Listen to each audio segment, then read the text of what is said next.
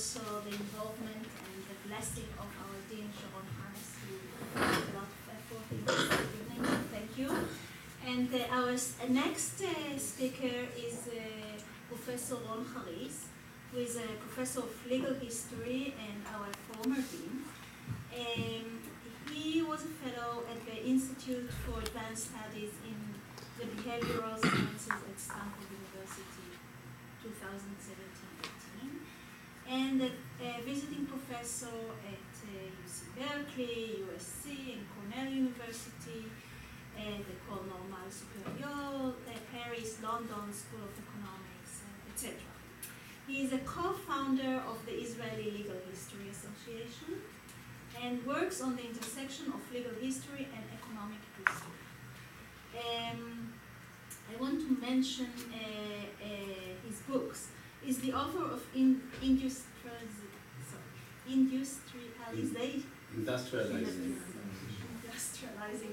Law, Entrepreneurship and Business Organization, 1720-1844, and of Israeli Law, the Formative Years, 1948-1977. He's the editor of 2 other books and the author or co-author of numerous articles in economics, business history, and law journal. Now, he's currently working on a book under contract with Princeton on legal economic organization of early modern Euro-Asian trade. On a book project on the comparative history of private companies in France, Germany, Britain, and the US, and on the expansion of company law from Britain to the Empire, 1815-1914. So if I count correctly, you are currently working on 3 books. Yeah. Lucky you. So thank you, and I hope we'll also, as a historian, we'll hear a little bit about the book itself that we just heard. As you all know, it's much easier to add books to my bio than to actually write them, so I still have to deliver. I would like to thank you, David, for mentioning my name as a potential participant in the panel, because this forced me into reading the book, which I immensely enjoy. But once I did this, it was my time to provide some payback, and that's more complicated given the fact that I'm an historian, indeed an historian of the corporation, but this is a relatively recent book beyond my period, the period I cover normally as an historian. But as I try to show, I hope that this book will become an historical book in some sense, and maybe this justifies my inclusion in the panel. What I would like to do is to try to kind of stretch the book into history and into some comparative perspective to make it more relevant for my needs, and to do so by using the familiar framework of Hirschman, exit, voice, and loyalty, which was briefly kind of alluded to by Yair. And I'll do it by on 2 levels. One of them will be the level of the membership in the union. The other will be the level of the investment of the union in actual corporations and hedge funds and private equity funds. And in fact, I'll touch upon the 3rd level, as I'll show towards the end of my comment. So in the US in 2018, which is ending tomorrow, exit from unions is relatively easy. That is, there are many alternatives out there outside the unions, including in sectors that traditionally were unionized and were later on privatized. So you can maintain your same profession or vocation and still and exercise your exit if you would like to do this. The exit is relatively easy, not only because of the alternative, but also because what unions have to offer is relatively thin. It's mostly collective bargaining for wages, and to some extent also pension coverage and health insurance coverage as well, but it's relatively thin compared to the place I would like to contrast with the US of 2018, which is Palestine of 1920. So around the time in which the Histadrut started to develop in Israel, what's the formal name of this group? The General Organization of Workers, or the Federation of Trade Unions, which was published in the early 1920s, based on, inspired by some models that were shaped in Bismarckian Germany, and usually kind of fitted in a hostile environment, an environment in which labor found it hard to survive politically and economically. So what you see in the very early 1920s is that workers could exit the unions, but life out there was very tough in the sense that outside of the unions they had to compete with Arab labor, and Arab labor lived under lower standards of living and could settle for much lower wages. So labor tended to stay in the unions because the alternative, the exit option, was not very viable. As you move, let's say, a decade forward, you see that the package that the union, the Histadrut, offered to its members, to its employees, became much thicker, in the sense that what one could find as included in the package of the union, of the Histadrut, was medical services through Kupat Cholim, educational system through labor movement schools. Often the Histadrut was the employer through ownership of industrial means of production, what's called Chevrat HaOvdim, or KUR. The union could offer banking and insurance services through Bank HaPoalim and through Hasne insurance company. The Histadrut, the union, offered kind of retail and wholesale shops. The Histadrut offered residential dwelling through Solel Boneh, and also some disciplinary panels that could sanction deviating members of the union.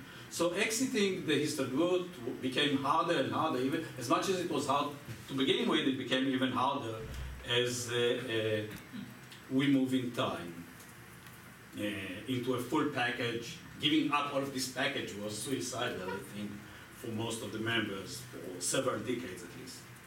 So now when we contrast the US of the early 21st century to Palestine of the 1920s, one realizes even further how thin is what the unions can offer in the US, and how important the component is the pension funds in that package, in terms of what you can get from them, and in terms of what they can achieve for you. And in that sense, I think your choice of the pension funds is really worthwhile. So what you see in the US is, by the way, what you saw in Palestine was a relatively high level of voice. You could participate in elections on all levels, from the workplace, to the region, to the sector, to the national level. What you see in the US of the 21st century is relatively easy exit, as we say, and some level of voice, but the question is, what exactly is the value of this voice? It's relevant maybe in collective bargaining. It might be even more valuable when it comes to pension funds. So the privatization in the US created challenges to the trade unions, to the labor unions, as I understand from the general history and from your book as well. But it also created an opportunity in the sense that pension funds were privatized. Full privatization was too much. That is, 401k was too much for the unions. But if you could invest in the open financial markets on the one hand, and could have some organizational level, as you pointed out very nicely, in which the organizational platform was pulling together assets and could make some decisions over these assets. And the general financial scheme was based on not on contribution, but rather on benefit. This gave the union some leverage that, as you showed, they actually used very nicely. So this gave the union, often not by itself, but sometimes through state apparatus as well as the unions, the ability to exercise exit in the market,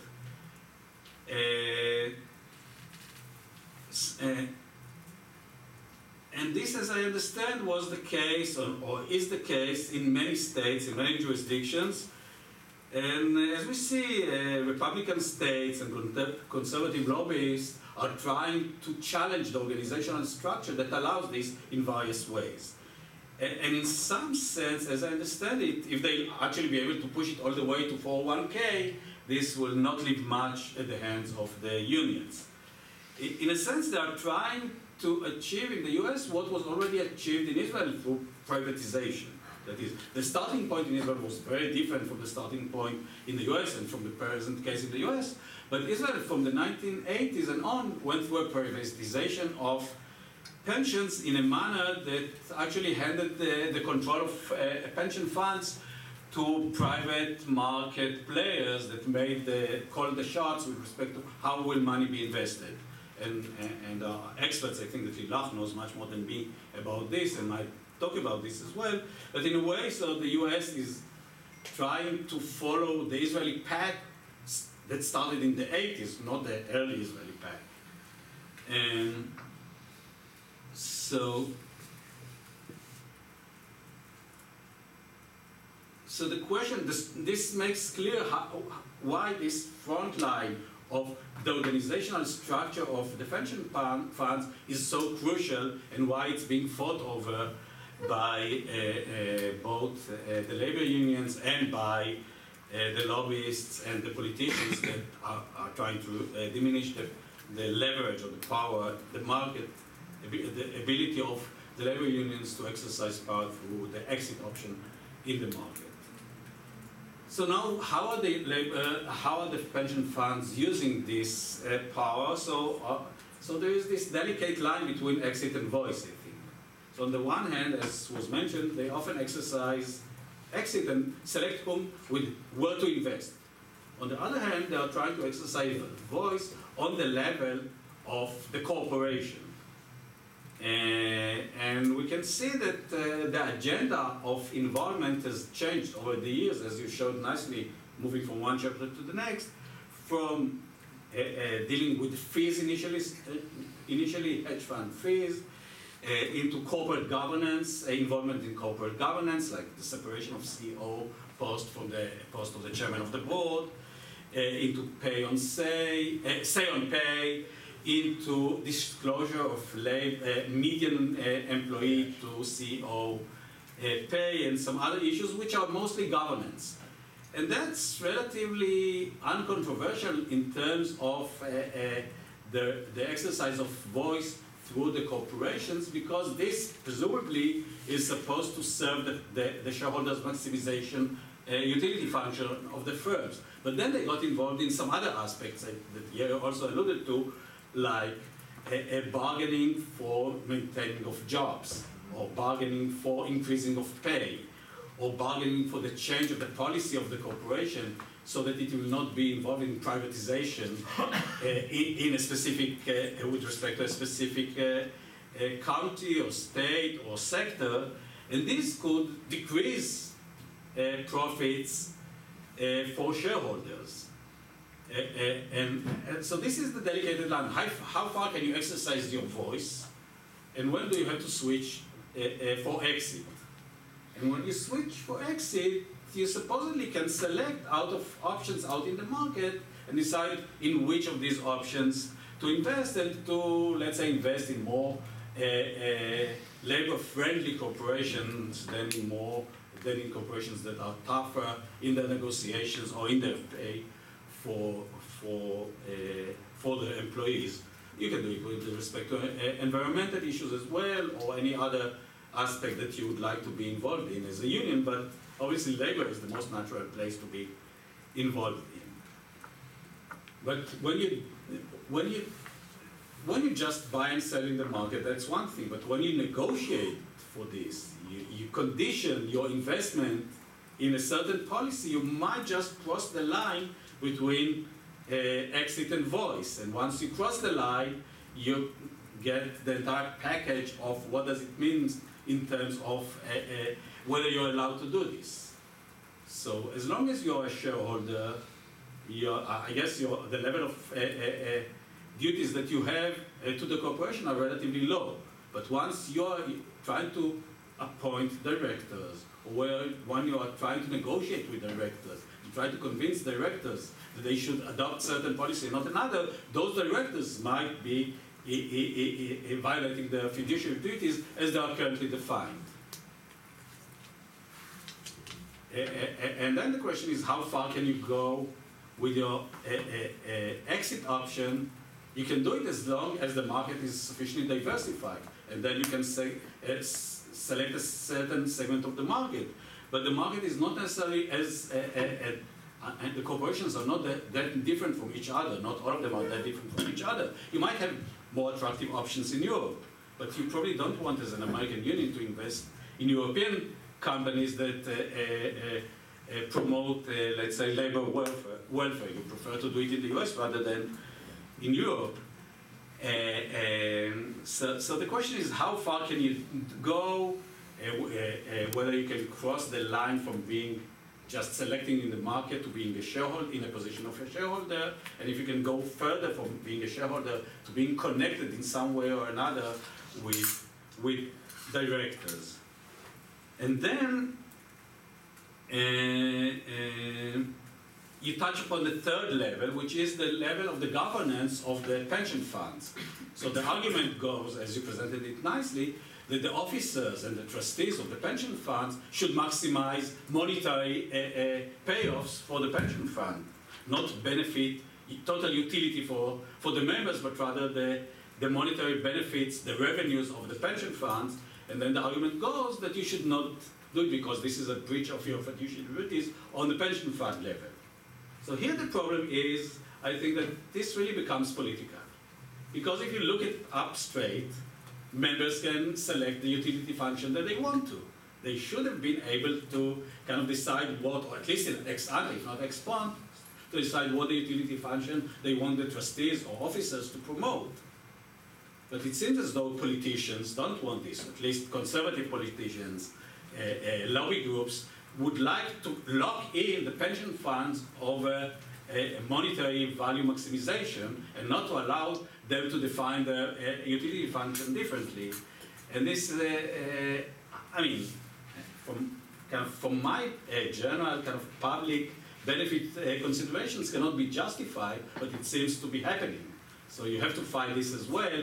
In 2019, it seems that as though this would be a battleground in 2019 and probably beyond this, an interesting battleground. So we've identified a few kind of, on at least 3 levels, dilemmas.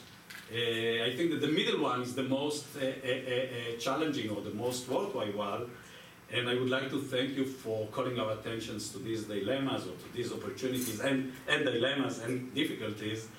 I would like to thank you for the excellent book. It's highly readable, as was said. In a sense, it's a manifesto, it's a call for action. It tries to achieve a wider audience. But I think that beyond the wider audience, it should be adopted in corporate law courses as well, at least in some more advanced corporate law courses, as challenging the current paradigm of corporate law courses. There are a few here around the table that might do it or might not do it. But they should definitely do it in my view. And lastly, I think that the book provides an excellent starting point for future historians. Once historians would like to study what was going on in terms of union pension funds and shareholder activism and the way in which they exercise their exit option, your book is a very high starting point for any future historian. I wish in the fields I'm studying I could have such an excellent starting point. Thanks very much. Thank you.